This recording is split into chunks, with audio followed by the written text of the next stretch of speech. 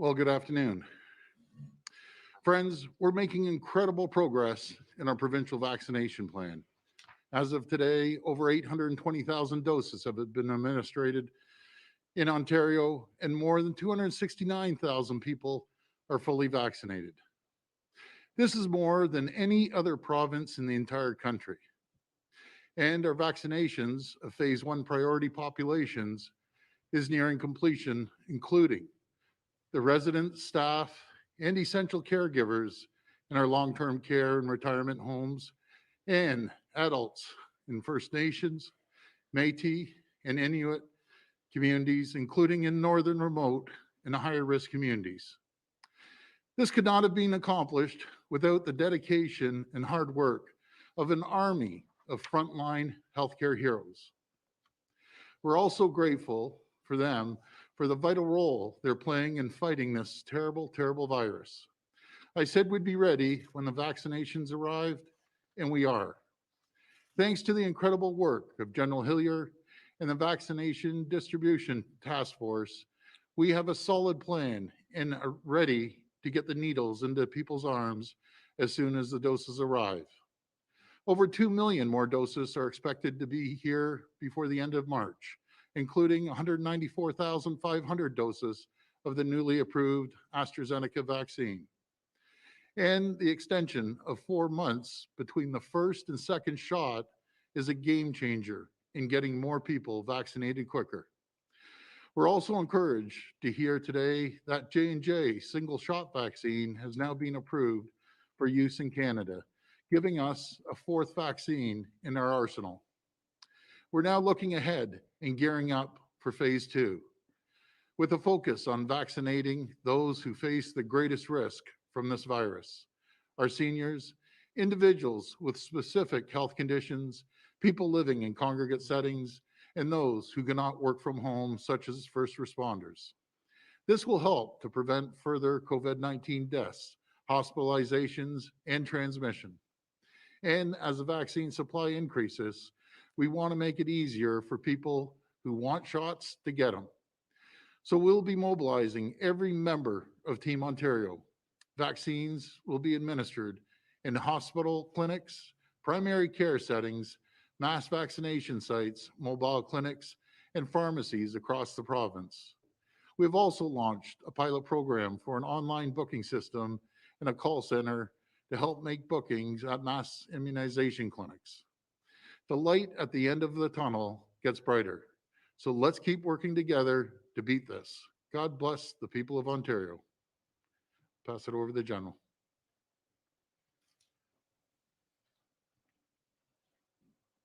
Ladies and gentlemen, good afternoon, and thank you for giving us your time to hear about some of the things of the vaccination rollout program in Ontario.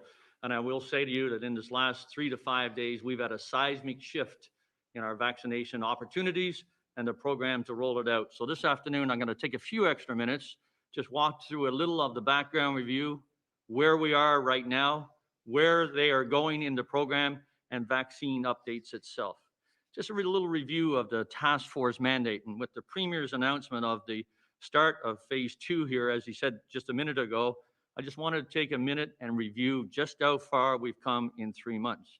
The Premier gave us until the end of March to advise, first of all, on the delivery and storage of vaccines, done.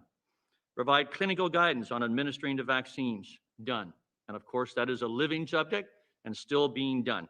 Provide guidance on information and technology for vaccine administration, done. And encourage public engagement, encourage the public to want to take the vaccine. And from what we see in our polling, up to 90% of the people in Ontario eligible want to get the vaccine. Right now, the logistics and distribution plans have been developed and are in implementation. The clinical guidance has been well established and continues to evolve on the advice of medical experts in Ontario. And we have incredible medical experts to advise us here in Ontario. We have a steady flow of vaccines, and we have confidence that that flow will continue uninterrupted, or we are gaining confidence every day that that flow will continue uninterrupted for the vaccines arriving in Ontario. And not only will it continue uninterrupted, it will grow every single week. We have established integrated relationships with the critically important 34 public health units. And they, in conjunction with us and in collaboration with hospitals and pharmacies and primary care professionals and family doctors, will roll out the vaccination program across Ontario. Local officials have mass vaccination sites, mobile clinics, in-community clinics, all well in hand. And in fact, in the next several weeks, we will have 113 mass vaccination sites up and operating in the province of Ontario. Almost 1 million needles are in the arms of people of Ontario. And Premier, we know we have more needles in our arms than what you just said. And we are working right now to set ourselves up for success going forward when greatly increased numbers arrive. Over this weekend into early next week, we're doing a physical count, and we're going to confirm that count against the paper-based records that we had earlier on when COVAX wasn't always available. And our credo then was, as it is now, needles in arms first, so we'll do paper records. That was tens of thousands of them. We want to make sure we've recorded all the 6 doses that we got before it was officially a 6th dose. And we want to make sure that we also record when we get an 11th dose out of a Moderna vial and put it into somebody's arms. We're going to do that, but what we do know is by early next week, by Tuesday, we'll be at 1 million needles in the arms of people of Ontario. And by Monday night to Tuesday morning, we will have emptied the freezers across Ontario and be waiting for the next shipments, except in several small cases, which we know about, which we support, and which we are working to manage, and that's small numbers of vaccines itself. Yesterday, we vaccinated 36,000 people in the province of Ontario. Before lunch today, we vaccinated 15,000 more people, and we will continue to build that capability. This is compliments of the great work of the medical officers of health in each of those public health units, our hospital CEOs and teams, and now starting soon, the pharmacies and the family doctors and primary care professionals. Operation Remote Immunity has now visited all 31 isolated fly-in communities in the north, and half of them for the second time. The uptake in those communities has been enormous in all but 1 or 2 cases, and I compliment the leadership who prepared their communities, those who look to them for leadership. They prepared them well, and the people wanted the vaccine, and they've been able to get it. Vaccine priorities are continuing right now, concurrently. We're not doing things sequentially. We're doing it concurrently, and we're going to finish the long-term care and retirement homes, the patient-facing healthcare workers, the Indigenous adults in the prioritized at-risk communities, and those 80 and older across our province. Most public health units have been working on all of those priorities, most public health units across Ontario, and indeed have vaccinated significant numbers of people 80 years old and older. And I just remind you that in the long-term care homes and in the retirement homes, we have vaccinated close to 100,000 people over the age of 80. I just give you the example of the great public health unit at Wellington, Dufferin, and Guelph. And Dr. Nicola Mercer, who is an incredible leader, an awesome Canadian, with her leadership team, predicted and looked in the long term back early last summer, built an online booking system to have available for that health unit, built a call center, brought together the list of the population in her area of responsibility by age, and got ready to roll out for anything that they might be needed. They exercised that system during the flu vaccination program in the fall, and hence we're ready to go. As a consequence of that leadership and forward thinking, Dr. Mercer had registered more than 75% of the 80-year-olds and older and reached out to them in her area of responsibility. And as of yesterday, had vaccinated 70% or more of those 80-year-olds. That's the kind of leadership that you see in spades across those public health units, across Ontario, and we are indeed lucky to have them. And where we're going right now, well, as you know, there have been incredible developments this week with the handling, the storage, the dosage intervals, and increased supply to enable us to be in a transition to phase 2 literally as we speak. And not only that, but as we know, AstraZeneca and the Johnson & Johnson vaccine approvals are game changers for us, and more vaccines are arriving all the time. And next week, we in Ontario, just with Pfizer and Moderna, will receive 325,000 vaccines to put in the arms of the people of Ontario. The public health units, the hospitals, the pharmacies, our primary care professionals, including those family doctors, are key to our success. And you'll be able to get your vaccine at the right time through your public health unit, through a mass vaccination site, through your family doctor or through a local pharmacy. The details on all of that will be coming out province-wide in the very near future. More mass vaccination clinics will open in the next weeks, particularly as the supply ramps up, and we're prepared to do it very quickly. And as I mentioned earlier, 113 clinics in the next several weeks, mass vaccination clinics in the next several weeks will open in Ontario. The priorities will continue to be based on age and high risk. We want to look after those who are truly in the most vulnerable of circumstances. Our customer service desk and the online booking system, probably the most awaited system in the world right now, is already in soft launch, running a pilot with 6 public health units. It will be ready for March 15th, but meanwhile, vaccinations continue. And as I said earlier, we've already vaccinated 15,000 before lunch today. The 34 public health units, working with their partners in the hospitals and the primary care professionals, are crucial to us being able to roll out that vaccination program. While we've had to wait for the online system for Ontario, our public health units have not stood around and not reserved people to get their vaccines. They've had systems in place, either call centers or online booking systems themselves, or both, or they've gone out directly and communicated with those people and brought them in and gave them the opportunity to get a vaccine when they had the vaccines there. And one of the things I would commend to you is that when you do get an appointment to go and get your vaccine shot, please do not show up 3 hours early.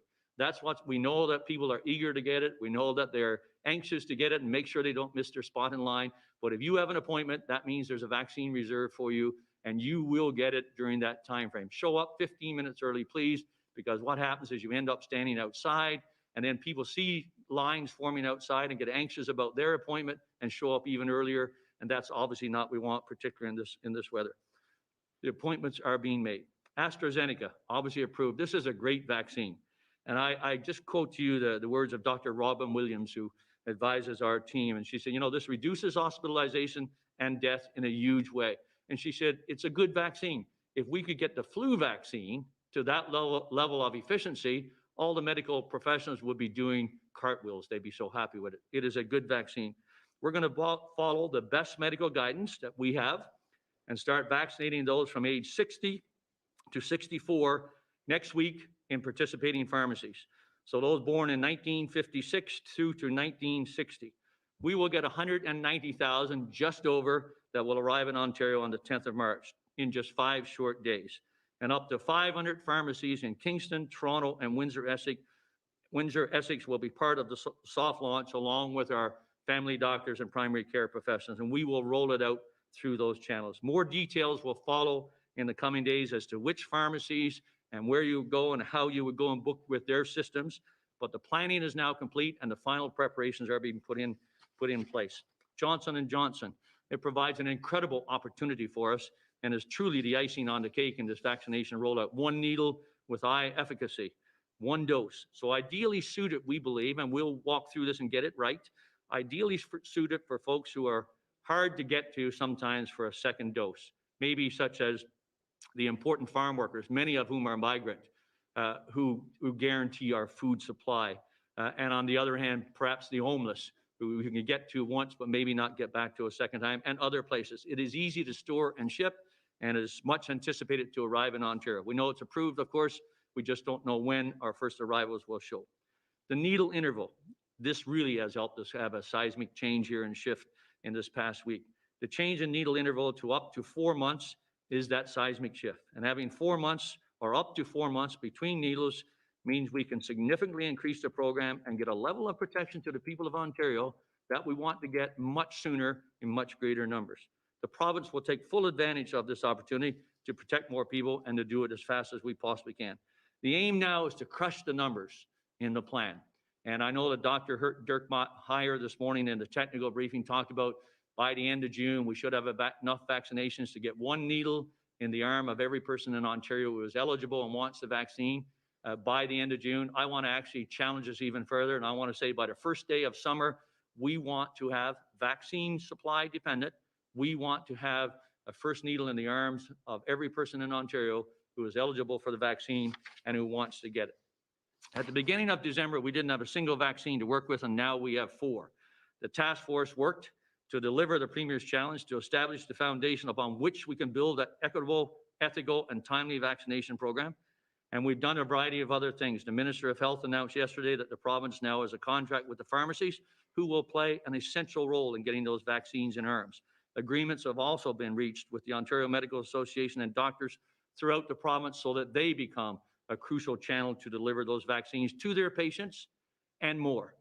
And additionally, the private sector is ready to get engaged in rolling out the vaccine to their employees and families, and even to the people in the neighborhoods around them when their turn comes, or just as a mass vaccination center. And we know that Cargo Meats and Maple Leaf Meats and Sofina and companies like Magna and Onda have all offered up their establishments with their occupational medical staff who can vaccinate people to run mass vaccination clinics, in addition to looking after their own employees when their term comes.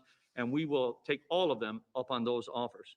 And ladies and gentlemen, in the province, as the province introduces phase 2, it does so with those things already laid in place and accomplished. Almost 1 million needles in the arms of the people of Ontario, and we'll get to that early next week. 250,000, just over, as the Premier said, have already been immunized with 2 doses, and yesterday, 36,000 doses in the arm. We are on track to meet the challenge that the Premier has given us by the end of March. And I know that it's been a long year. I know it's been a frustrating winter. I know people eagerly anticipate the vaccine and are anxious for it to arrive. We need your patience just a little bit longer. The vaccines are arriving in increasingly large numbers. Our stand-up of the mass vaccination clinic continues as fast as the vaccines can arrive, and we will be ready to get a vaccine into you sooner than you ever imagined possible in this coming weeks and several months. I'd like to see us be able to wrap this up for the first needle in arms with that incredible level of protection by the first day of summer. In the interim, please, let's not let COVID-19 reemerge, re-engage and tie down our societies again. Practice the health measures, practice the social distancing, wear a mask, wash your hands, and stay separate from people that you should not be with. And let's get Ontario, with this bright light of the vaccine, back to a normal life. Let's get our families back to a normal life, and let's get the province of Ontario working again. Thank you. We'll go to the phone line for questions. First question, please. Your first question comes from Randy Ross with CHCH TV. Please go ahead. Hey, Randy. Hi, thanks for taking my question.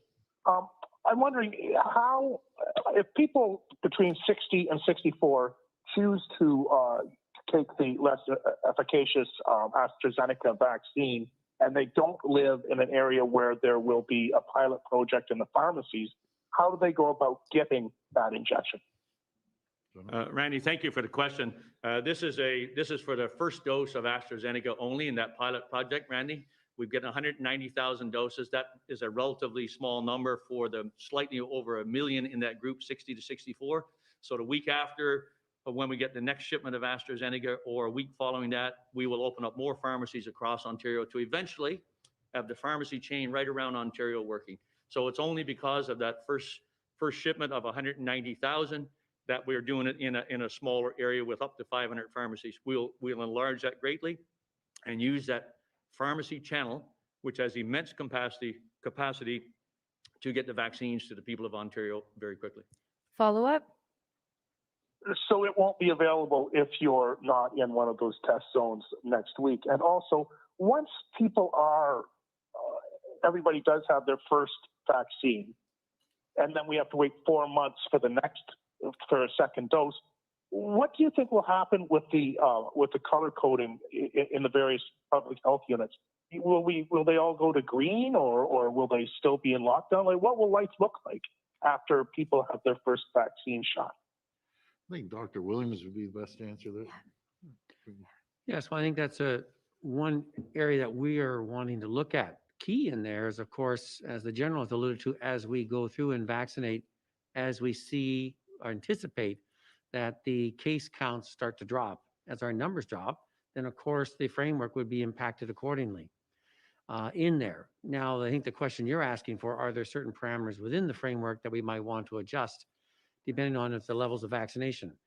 We'd have to get up to a high percentage of coverage. So we are going to be reviewing this matter, but right now we are anticipating that if we continue to vaccinate, and we're going to see first impact on high-risk groups, seeing a reduction in mortality and morbidity, but then the overall population numbers with case counts dropping, that could impact what level of the framework you're in. So we're not planning to change the numbers and metrics in there, but we are going to be eagerly anticipating the impact of vaccination writ large, and that will have a major impact on the overall use of the framework. And ideally, if you have everybody vaccinated, you may not need a framework. I know the Premier would be interested in that as well. So this is all things ahead. We look forward to that, but we got a lot of work ahead of us. We're not there yet. We're going to have to hold the line for now, especially with variants of concerns that are escalating. And so we're going to have to be really vigilant and diligent and following all the aspects that the General already alluded to with the personal protection. You got to do your part, no matter what is there a frame you're in. Do it again, and do it consistently, and wait until your turn for the vaccination. It's coming. Next question. Your next question comes from Laura Stone with the Globe and Mail. Please go ahead. Hi, Laura. Hello. General, I wanted to just clarify something you said in your remarks regarding when you expect or hope all eligible adults will get their vaccine. Did you say you hope that happens at the beginning of July? You can just clarify that. And then also, the timeline presented here has moved up significantly. What you had previously said were the timelines for getting those over 60 vaccinated. Can you talk about what changed and what has sped that along? Well, Laura, thank you for the question. What I want to do and be able to put as part of the plan, and we've been working towards it since we've heard that first that we're going to have AstraZeneca and then now Johnson & Johnson, but also a much increased flow of vaccines from across all four that have been approved up till now. And so that's all very recent, obviously. And that what that has allowed us to do is do a lot of the planning, and we'll complete it in the next couple of days to actually crush those timelines really tightly. And our aim would be is to allow the province of Ontario to have a first needle in the arm of every eligible person who wants it by the first day of summer. That's kind of the challenge goal I put out there. The first day of summer, 20 June, coming up, obviously, and that's not very far away. So when I say, please be patient a little while longer, we will get to you, and we'll get to you much more quickly than we ever imagined before. And what's changed is what I just said. 4 vaccines now versus the 2 that we had, and arriving in hundreds and hundreds of thousands per week, and millions in April, May, and June. And we're ramping up the system as those increases come in to make sure we can handle them and put them in the arms of the people of Ontario. So we'll get fairly quickly into early April into 100,000 a day across the province, and go upwards from there as we need. Next question. Your next question comes from Colin DeMello with CTV News. Please go ahead. Hi, Colin. Hi there. Good afternoon. We learned during the technical briefing that people who have an appointment for a second dose could be forced to rebook if the province extends the timeline. That's obviously going to be a bit of a challenge for seniors. Is this fair to them that the province is not going to honor their existing appointment for second doses? General or Solicitor General? I'll be glad to take it, Premier.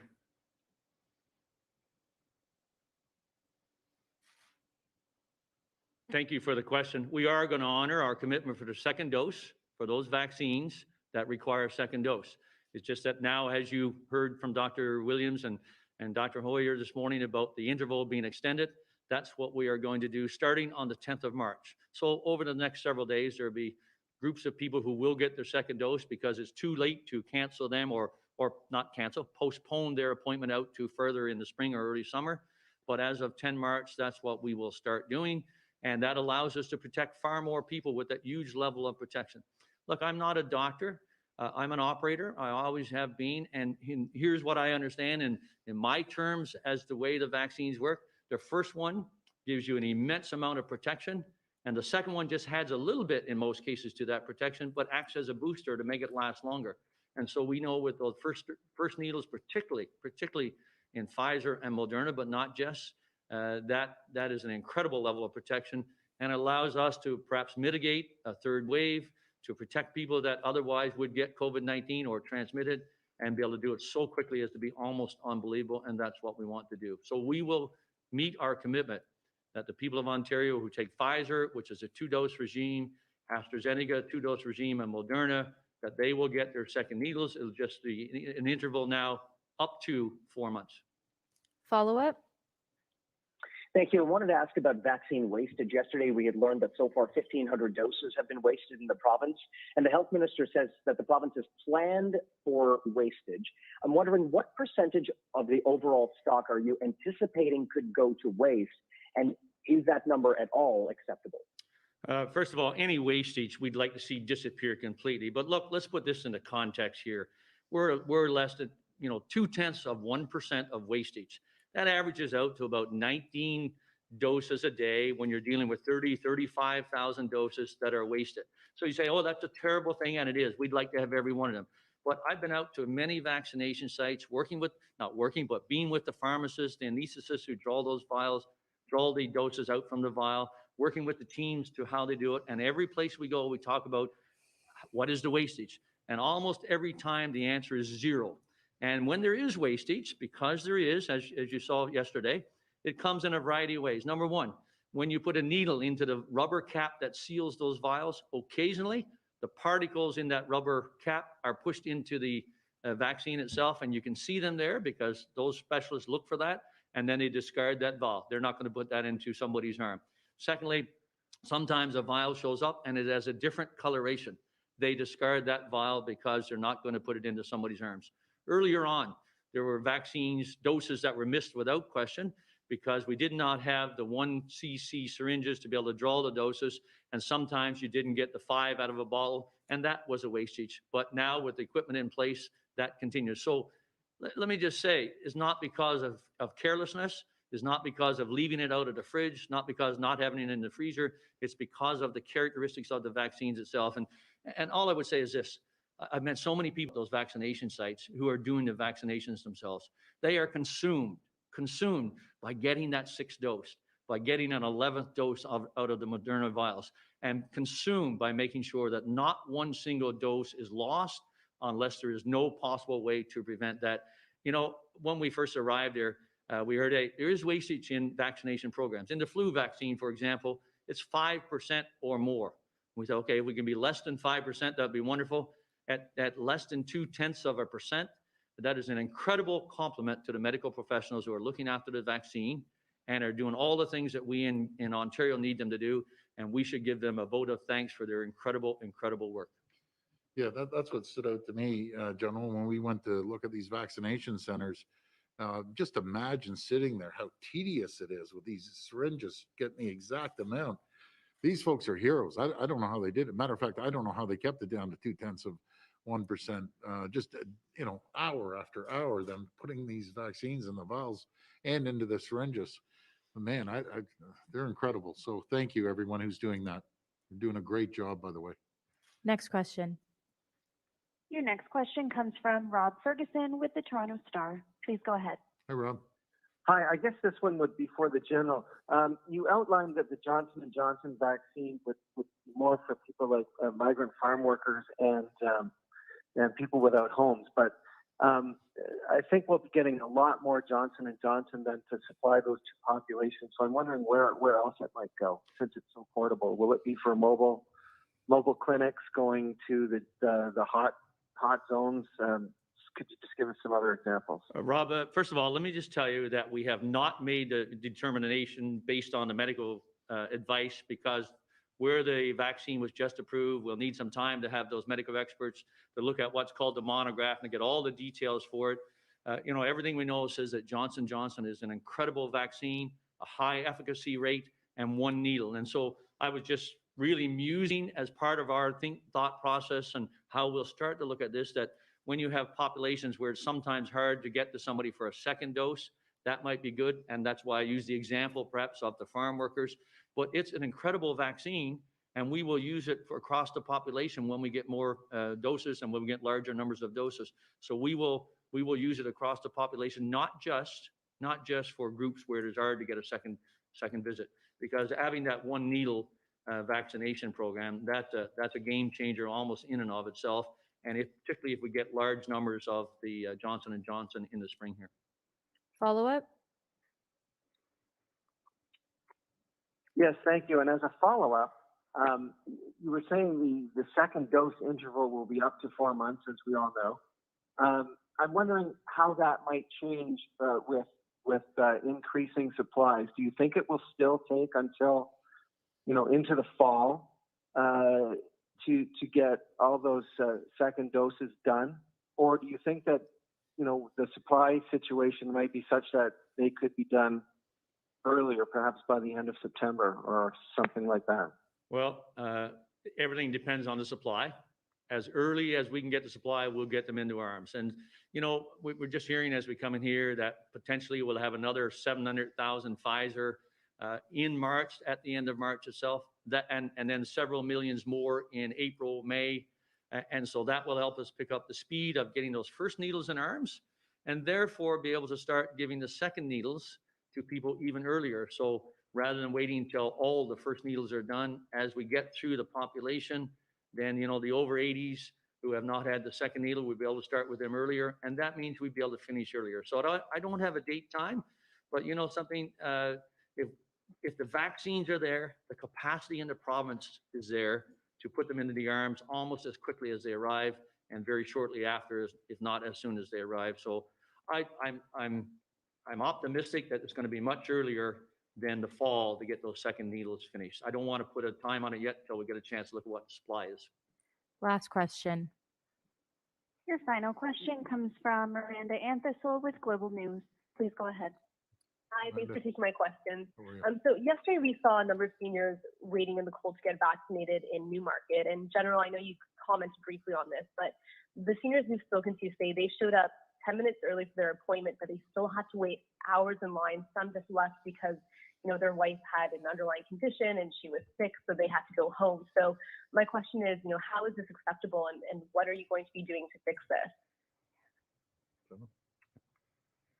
Thank you for that question. And there are people on the ground. I already talked to Tyler out at Newmarket this morning, and they are all over this. They don't want this to occur whatsoever. And that's why my comments about arrive 10 minutes early. A lot of people arrived 2.5 hours, 3 hours early.